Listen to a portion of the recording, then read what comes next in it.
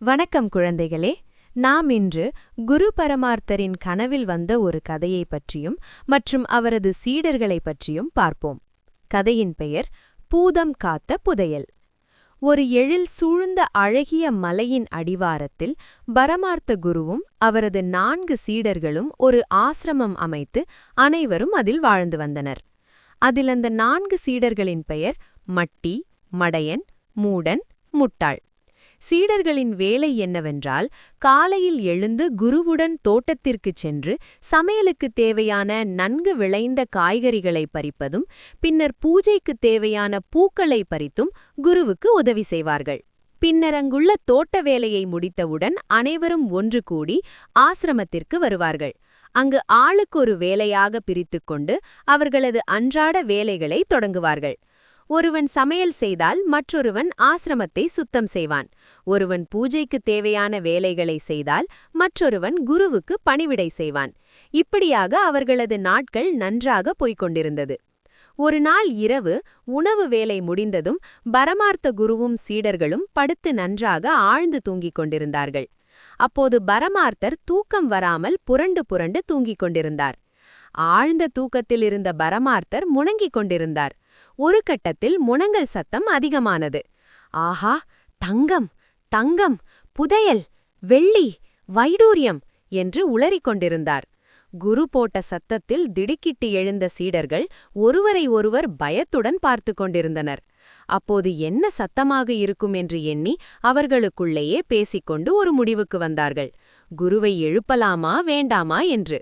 குரு மீண்டும் மீண்டும் உளறுவதைக் கண்ட சீடர்கள் குருவை எழுப்ப முடிவு செய்து குரு அருகில் சென்று மெல்ல தட்டி தட்டி எழுப்பினார்கள். இதை சற்றும் எதிர்பார்க்காது தூக்கத்திலிருந்து விழித்து கொண்ட பரமார்த்தர், அடை மூடர்களே, முட்டாள்களே, புத்தி கெட்டவர்களே, ஏன் என்னை எழுப்பினீர்கள்? ஒரு அற்புதமான கனவு ஒன்று கண்டுகொண்டிருந்தேன், அதை கெடுத்துவிட்டீர்களே, உங்களுக்கு அறிவில்லையா என்று சீடர்களை திட்டினார். இதை கேட்ட சீடர்கள் உடனே எல்லோரும் அவரை சூழ்ந்து கொண்டு, என்ன கனவா? என்ன கனவு கண்டீர்கள் என்று ஆச்சரியமாக எல்லோரும் கேட்டார்கள். அப்போது பரமார்த்தர் சிறிது நேரம் யோசித்து நினைவுபடுத்தி, புதையல், புதையல் என்று சொன்னார். என்ன புதையலா? எங்கே எங்கே என்று குதித்தார்கள் சீடர்கள். பிறகு சுற்றுமுற்றும் பார்த்துவிட்டு, அடே சீடர்களே, கவனமாக கேளுங்கள். இந்த ஆசிரமத்தின் அறையின் பின்னால் ஒரு தோட்டம் இருக்கிறதல்லவா? அந்த தோட்டம்தான் என் கனவில் வந்தது. அந்த தோட்டத்தின் சனி மூலையில் ஒரு பானை நிறைய தங்க காசுகள், வைரம், மாணிக்கம் போன்றவைகள் இருந்தன என்று பரமார்த்தார் கூறினார். அடடப்பா, பானை நிறைய தங்கமா என்று மகிழ்ச்சியால் கீழே விழுந்து புரண்டான் மட்டி. தோட்டத்தின் சனி மூலையில் ஒரு பானை நிறைய பொன்னும் வெள்ளியுமாய் கிடைக்கிறது என்று மெல்ல கூறினார் பரமார்த்தர். அதற்குள் முட்டாள் சொன்னான், அந்த புதையலை வைத்துக்கொண்டு நாம் என்ன செய்வது என்று கேட்டான் மூடன். குருவே, இந்த இடம் சரியில்லை. இதை இடித்துவிட்டு ராஜாவுக்கு போட்டியாக அரண்மனை ஒன்றை கட்ட வேண்டும். அதில் ஒரு நீச்சல் குளம் இருக்க வேண்டும் என்று யோசனை சொன்னான் மூடன். இனிமேல் நமக்கு கவலையே இருக்காது. தினமும் வடையும் பாயாசமுமாக வகை வகையாக சாப்பிடலாம் என்று குதித்தான் மடையன். குருவே, அப்படியானால் நாம் எல்லோரும் பணக்காரர்களாக ஆகிவிடுவோம், அப்படித்தானே? இப்போதே நாம் எல்லோரும் ஓடிப்போய் அந்த இடத்தை தோண்டி பார்ப்போம் என்று சொன்னான் முட்டாள். ஆமாம், அதுதான் நல்லது என்று முடிவெடுத்து, பகலில் தோண்டினால் ஊர்க்காரர்கள் பார்த்து விடுவார்கள். பிறகு ஊர் பூராவும் தெரிந்துவிடும். அப்புறம் எல்லோரும் பங்கு கேட்பார்களே என்றான் மடையன். மடையன் சொல்வதும் சரிதான். வாருங்கள், எல்லோரும் போய் இப்போதே தோண்டுவோம். கால நேரம் தாழ்த்த வேண்டாம் என்று சொல்லி மண்வெட்டி, கடப்பாரை போன்ற பொருட்களை எடுத்துக்கொண்டு அனைவரும் கிளம்பி தோட்டத்துக்குச் சென்றார்கள். வெளிச்சம் தெரிவதற்காக கையில் கொள்ளிக்கட்டையில் செய்த தீப்பந்தத்தை பிடித்துக்கொண்டு சென்றார்கள். சிறிது நடைப்பயணத்திற்கு பிறகு தோட்டத்திலுள்ள சனி மூலை பகுதியை அடைந்தார்கள். முழு நிலா வெளிச்சம், அடர்ந்த வாழைத் தோட்டம். அந்த வெளிச்சத்திலும் தீப்பந்தத்தை பிடித்துக்கொண்டு நின்றார் குரு. அதே வேளையில் பரமார்த்தர் யாராவது பார்க்கிறார்களா என்று சுற்றுமுற்றும் பார்த்துவிட்டு தம்முடைய கைத்தடியால் ஓர் இடத்தில் வட்டமாக கோடு போட்டார். இதை பார்த்து கொண்டிருந்த மட்டியும் மடையனும் உடனே வேக வேகமாக அந்த கோடு போட்ட இடத்தை ஒரு மண்வெட்டியால் பரக் பரக் என்று தோண்ட ஆரம்பித்தார்கள். ஒரு பெரிய பள்ளத்தை தோண்டிவிட்டார்கள்.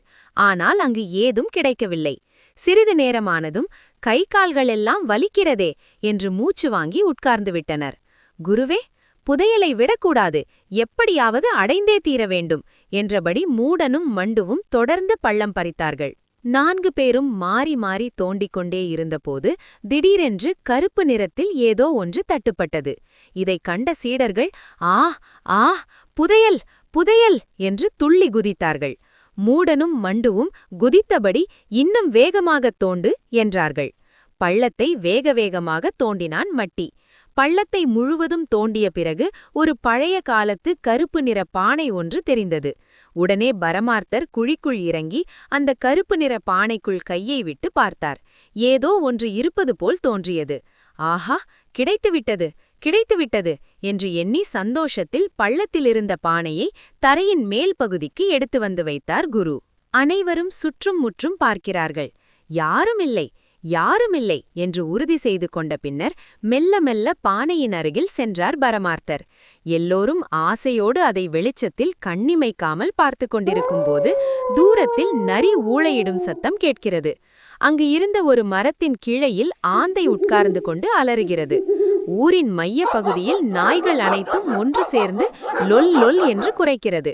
இதைக் கண்ட அனைவருக்கும் மனதில் பயம் தொற்றிக் கொண்டது. பயத்தில் நடுங்கிவிட்டார்கள்.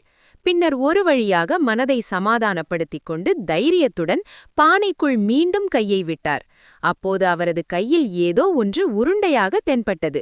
மிகுந்த ஆர்வத்துடன் மெல்ல பானையிலிருந்து கையை வெளியே எடுத்து பார்த்தபொழுது பரமார்த்தரின் கையில் இருந்தது ஒரு மனிதனின் மண்டையோடு. அவ்வளவுதான். ஐயையோ ஐயையோ என்று அலறியபடி ஆளுக்கொரு பக்கமாய் ஓடினார்கள் சீடர்கள். பரமார்த்தரும் மண்டையோட்டை அதே இடத்தில் போட்டுவிட்டு தலை தெறிக்க பின்னங்கால் பிடரியில் அடிக்க தலை தெறிக்க ஓடினார். பின்னர் அனைவரும் வீட்டில் சந்தித்துக் கொண்டார்கள். அப்போது அனைவரும் ஒன்று கூடி அங்கு நடந்ததை எண்ணி ஒருவரை ஒருவர் பார்த்து வெக்கப்பட்டு சிரித்து கொண்டார்கள். கனவில் வந்ததெல்லாம் உண்மையில் கிடைக்குமா? என்ன சொல்லுங்கள் குழந்தைகளே. கதை முற்றும். மற்றும் ஒரு கதையில் சந்திப்போம். நன்றி, வணக்கம்.